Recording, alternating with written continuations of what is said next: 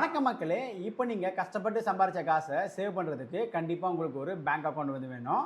அதே மாதிரி தான் நீங்கள் ஒரு கம்பெனியோட ஷேரை பை பண்ணுறீங்க அப்படின்னா அதை ஒரு சேஃபான பிளேஸில் வைக்கணும் அப்படின்னா கண்டிப்பாக உங்களுக்கு ஒரு டிமேட் அக்கௌண்ட் வேணும். ஸோ இந்த டிமேட் அக்கௌண்ட்னா என்னென்னு பார்த்தீங்கன்னா இந்த வீடியோவில் கிளியராக சொல்கிறேன். ஸோ அதுக்கு முன்னாடி ஷேர் மார்க்கெட்டில் உங்களோட ஸ்கில்ஸை நீங்கள் டெவலப் பண்ணிக்கணும் அப்படின்னா மறக்காமல் நம்ம பேஜை பார்த்தீங்கன்னா ஃபாலோ பண்ணிக்கோங்க. நீங்கள் ஷேர் மார்க்கெட்டில் ஒரு கம்பெனியோட ஷேரை பை பண்ணணும் அப்படின்னா கண்டிப்பாக உங்களுக்கு ஒரு டிமேட் அக்கௌண்ட் இருக்கணும். டிமேட் அக்கௌண்ட் இல்லாமல் உங்களால் ஒரு கம்பெனியோட ஷேர் பார்த்தீங்கன்னா பை பண்ண முடியாது. இந்த டிமேட் அக்கௌண்ட் பார்த்தீங்கன்னா நீங்கள் டேரெக்டாக ஒரு புரோக்கர்கிட்டே ஓப்பன் பண்ணிக்கலாம். இந்த புரோக்கரில் பார்த்தீங்கன்னா மொத்தமாக 2 டைப் இருக்காங்க. ஒன்று பார்த்தீங்கன்னா ஃபுல் சர்வீஸ் புரோக்கர், செகண்ட் ஒன்று பார்த்தீங்கன்னா டிஸ்கவுண்ட் புரோக்கர். நான் எப்பவுமே டிஸ்கவுண்ட் புரோக்கர் தான் பார்த்தீங்கன்னா ப்ரிஃபர் பண்ணுவேன். நான் பொதுவாக இப்போ வரைக்கும் யூஸ் பண்ணுறது பார்த்தீங்கன்னா ஜெரோதா தான் யூஸ் பண்ணிகிட்டு இருக்கேன். ஒரு சில நேரத்தில் பார்த்தீங்கன்னா ஒரு சில புரோக்கர்ஸ் யூஸ் பண்ணுவேன். லைக் க்ரோ அப்ஸ்டாக்ஸ் யூஸ் பண்ணுவேன். அது என்னோட ட்ரேடிங் ஸ்டைலுக்கு ஏற்ற மாதிரி. பட் மோஸ்ட்டாக பார்த்தீங்கன்னா நான் ஜெரோதா தான் யூஸ் பண்ணுவேன். ஜெரோதாவில் நீங்கள் ட்ரேடிங் அக்கௌண்ட் ஓப்பன் பண்ணோம் அப்படின்னா பயோவில் லிங்க் இருக்குது. அதை கிளிக் பண்ணி நீங்கள் ட்ரேடிங் அக்கௌண்ட் தாராளமாக ஓப்பன் பண்ணிக்கலாம்.